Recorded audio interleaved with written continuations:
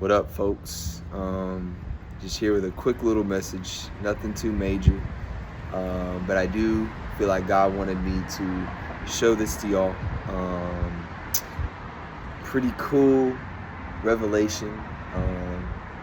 Nothing too deep, but if y'all don't know, there's a story about Jesus, and it's called The Woman at the Well, and pretty well-known story, and I've heard it a lot throughout my life, but this time in particular, God gave me a perspective that applies to like 2023, that applies to any day of our lives, really. If you step outside of your house and you typically run errands, if you have family members that you live around, if you have friends that you see, etc., this story applies.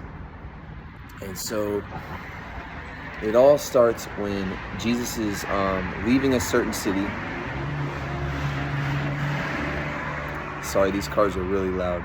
Jesus is leaving a certain city. He's going from Judea to Galilee.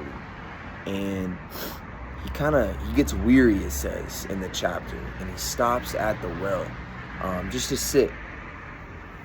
And by God's power, which I realize he does this every day, guys. If you go out to the gas station, or you go to Walmart, or you're going on a walk, the people that we're passing by and the people that we encounter can very well be there for a reason. Like, God put us at this place at this time around these people for a very specific reason, for a reason to share about God, or to check up on someone's day, or to be there for someone who's hurting. And so in this society, sorry, I got off track from the story, but this will all make sense at the end. At this point in society, when we're all, minding our own business, right? That's a good thing, but to a certain extent, we can be so closed off from other people, interacting with other people, that we may be shutting ourselves off from a miracle, because there are people around us and they're hurting, they're empty, and all they need is a word of encouragement or a conversation, or however far God would want to take it from there. But it's on us to make that move, to speak up and to check on them. And so I say this because it perfectly relates to the story of the woman at the well. Now, like I said, so Jesus was on his way from Judea to Galilee, and he stops at this well. Now, this is supposed to be like a crossroads between two different ethnic nationalities who aren't supposed to talk to each other, the Samaritans and the Jews. Which Jesus was a Jew. So Jesus is sitting at this well, and he comes across a Samaritan woman. She comes to the well, and they're both in the same vicinity, kind of like an African American and an American back in the days when racism was like legal and stuff. You're not supposed to really talk to each other. It's just taboo, right? But God's will is higher than that. God doesn't want, if there's someone that you don't normally talk to that dresses different from you, etc., and they look like they're in pain, right?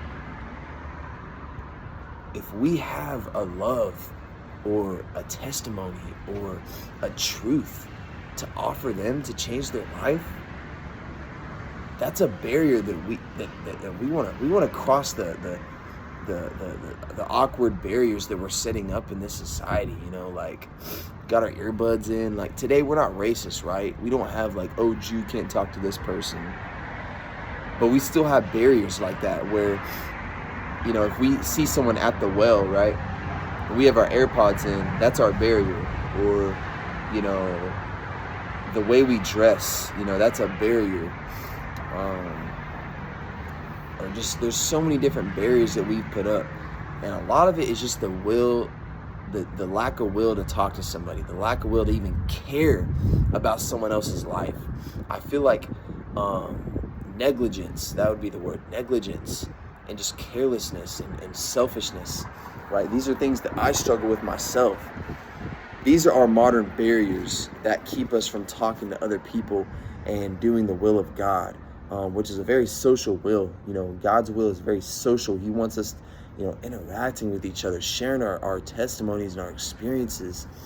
And, in an antisocial society, this is like, I don't know, this would just be world changing if we would all just change our perspective and care for the people who are right next to us.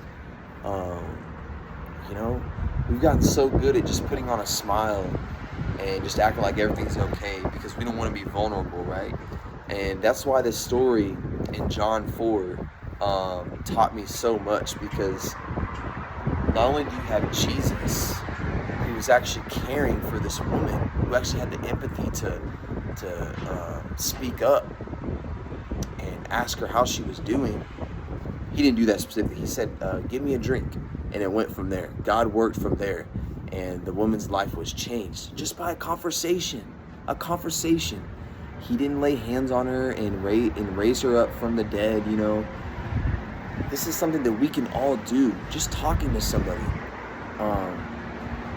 Being there for them, right? And so, on the other hand, the Samaritan woman was willing to have the humility to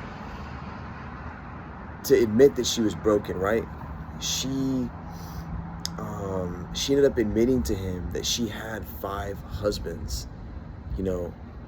That's tough.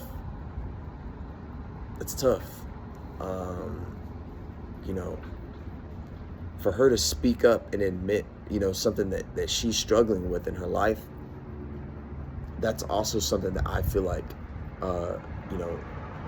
could really change this generation if we were willing to admit our problems to each other.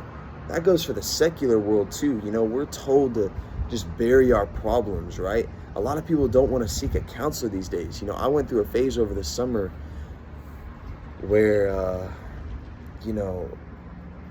I needed a counselor. Like I needed a therapist, and I didn't end up seeking one, but I did reach out to a lot of people and I told them about what I was going through.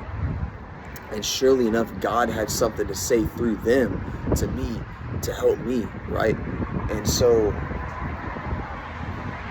that's what was beautiful. And so I think when we come across people on a regular daily basis, if we have this lens of, okay, maybe God put this person in front of me for a reason, we would be open to God's voice saying, hey, this person is hurting. Ask them how they're doing, or tell them what I did in your life. Or, he could be very specific too. There's been times when I went up to somebody and God told me something specific to say to them, like, hey, I feel like your mom or dad, something's going on in your family. And that blows their mind. They're like, what the heck? How did you know that? And a lot of people think it's like, we have to be just given a super crazy gift to know someone's problems. No. A lot of times, when I went around campus, very few times, this isn't something that always happens, but just having that lens of, okay, someone around me might be hurting, so I'm going to put on this openness to hear God's voice whenever he feels like he wants me to talk to somebody. I'm going to care about, what someone's going through.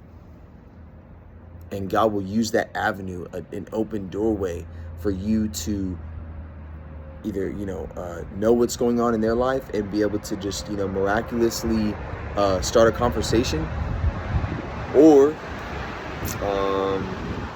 kind of like in John 4, it could just go from a simple, hey, man, give me a drink, or hey, do you need a drink? Or let me get that for you. And then you go on from there asking, hey, is there anything you're going through that I can pray for? And what do you know? They might be like, man, I've been waiting on somebody to come up to me and say that. I've been waiting on that. Thank you so much. That changed my day. there's just so many testimonies about stuff like that. And my sister had told me how one of somebody that she knows, like a secondhand friend, went up to somebody at the cafeteria, and this was a girl. Again, like, there was a barrier between them. The girl that my sister's friend was going up to talk to identified as like a certain animal. Like, people these days, man, they're identifying as cats and dogs and animals in school, apparently. I didn't know that, but apparently they are. And for me, like, and a lot of us, if you go up to talk to them, you might look like a fool. You might be jeopardizing like your status, your social status. And so this girl was willing to overlook that. And she went up to that girl in the cafeteria and talked to her and said, "Hey, I want to let you know that Jesus loves you."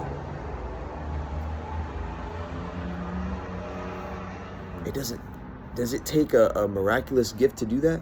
To just tell someone, "Hey, Jesus loves you"? I feel like God was telling me to tell you that today. And that girl said, sorry, the cars are really loud. I don't know if that's like overriding my voice, but anyways, the girl, she said, I'm so thankful, She said she was gonna commit suicide that night, but because that girl went up to her, she didn't end up doing it. But she had the stuff ready and she was gonna kill herself. But because this girl had the lens of, God, if there's anybody hurting around me, feel free to let me know. I'll go up to them. And it's through that God was able to point someone out to her and save their life. And this all ties back to John 4. The reason why I made this video, because Jesus was willing to speak up to someone that his nationality, like, completely just hated, like, just, absolutely, no, just no love between these two types of people, a Jew and a Samaritan. And yet he was willing to cross that line in faith, and by faith, God actually changed this woman's life. And she was able to see God's calling, I'm pretty sure, on her life from that.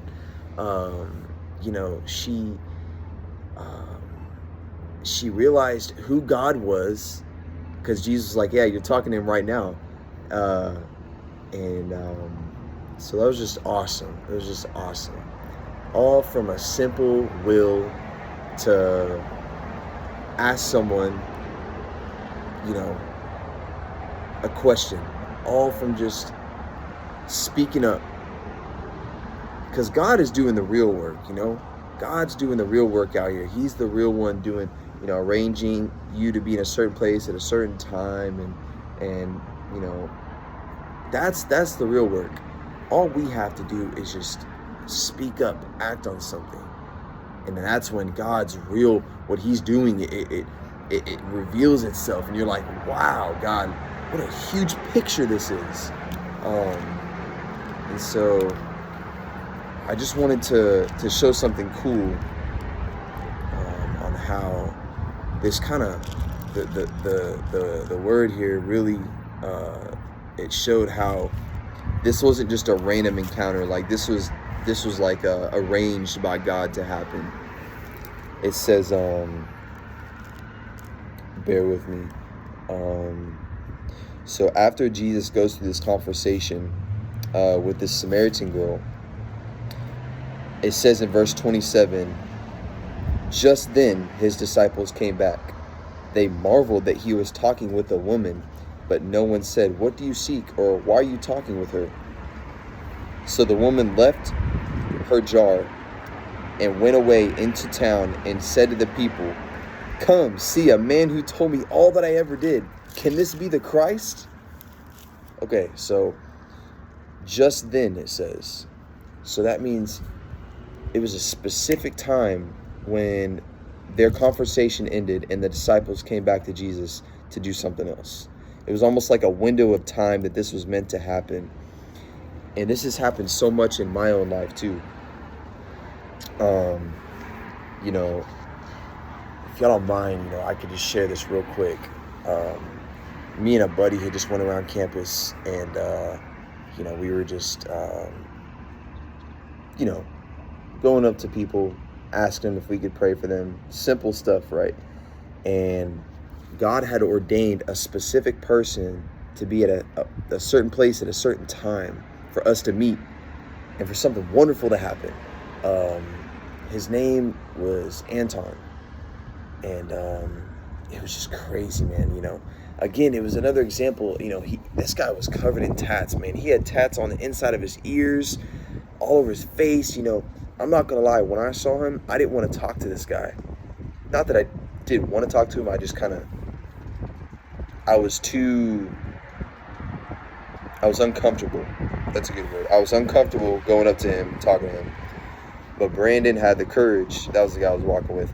He had the courage to go up to Anton and talk to him. And it turns out this guy, small world, knew a group of girls that we are very close to. And this guy, he had gone through a lot of abuse growing up, and he just got saved from an abusive household that he was in. I'm not going to speak on the details that he was going through, just for the sake of Anton's privacy, but he is healing. Like, this is just a week ago. This man is going through some very dramatic healing. He needed this encounter. But anyways, so we go up to him and we talk to him. We're like, yeah, we know Lori and Lane. We know those girls. How do you know them? He's like, yeah, they just they bring me over to their house to make clay pottery and stuff. And this is crazy. Do y'all know him? Y'all know them? And we're like, yeah. And then there's another guy named Bob who had just did a sermon at our place, and he knew Bob because Bob has a program for it's like a foster home for kids who have gone through abuse and just child trafficking, broken kids who go to Bob's house to to be cared for, right? This guy knew Bob, we knew Bob, and it was all coming together. And he was so, his whole just like, he was so excited to hear that. And it's things like that like make God worth living for. That makes God so glorious in what he does. And so, yeah, you know, us simply going up to this guy who from the outside looked like, you know, XYZ, whatever you want to label someone who's covered in tats and is beating an Asian drum, right? I mean, there was something behind his exterior, behind the costumes that we all wear to appear in certain ways to people, the clothes we wear, the tats we have, the skin color, and even like, you know, our earbuds, like, you know, trying to act like, oh, you know, I don't want to talk to nobody. Nah, get away from me. At the end of the day, they're under all that. People might still have a longing. They might need someone to come up to them. They're suffering inside. And you know, that encounter made his day. It changed his whole day. And you know, Lori and Lane, it turns out, they had told us that he was still a little nervous. Anton was still reluctant to trust them and kind of warming up to them. But because, you know, this encounter he had with me and Brandon and how the circle all tied together, now he's so much more comfortable. You know, he knows God's in the situation now. And I thought it was cool, you know, just going up to someone and talking to them can be a doorway for God. That could be the very avenue for God to just come in and give you a new relationship that'll change your life. just through going up to someone and talking to them, you know. You know, I mean, look back on your friendships, you know. A lot of them just started out with a simple, hey, man, what's up? But when we look at this through a lens of not just friendships, but, you know, changing someone's life, oh, man, God can work. God can work. And Jesus showed us a great example. So, you know, I just, you know, I see so much more for this society because, yeah, none of us are Jesus, right? But Jesus showed us by example in John 4 how just simply vocalizing your empathy for someone else, reaching out through words, reaching out through care, you know, that can change someone's life for the better. That can be the doorway of light coming into them. And you know, a lot of people doubt God because they don't feel like anybody cares about them. They don't feel like anybody talks to them. And, you know, you could be the person to change that because a lot of people are heartless. And Jesus said in the end times, a lot of hearts will grow cold. And so, you know, we need to be those people to change that false perception of that a lot of people are carrying around, that nobody cares about me. This life isn't worth it. You know, there's no such thing as miracles. I mean, wow. So we have a potential to make a big difference. And they're lying right in front of us, you know. There's a verse that says the harvest is plenty. You know, Jesus said, lift your eyes up and see that the harvest is white and ready. It's ready. And it's just that perception, that opening of the eyes of empathy to see how much work God is about to do around us, and we just need to act on it and just speak up to someone, tell them that we care, and the gospel will just work its way into it. God's will, whatever He wants to speak, it'll just come. It'll just happen. That's the God we serve. He's just miraculous. And so I was inspired to share that with us today because, you know, I feel like our society is traveling in a direction of not talking or speaking up to people that we care about. And so, you know, the opportunities are there, and it just takes that perspective. So I hope this, you know, introduced a special lens to y'all. You know, pray about it. Pray and ask God about everything I've said. And yeah, especially read John 4 so you can get your own insight and your own understanding on it. That's what God revealed to me today, and I share it with y'all because I feel like it really has, it's really applicable to our generation. So yes, guys, feel free to take the VR off and just, you know, touch someone's heart. I love y'all. Y'all have a great day and enjoy this transition into the winter. So hope you have a great night or a great day whenever you're watching this, and God bless you.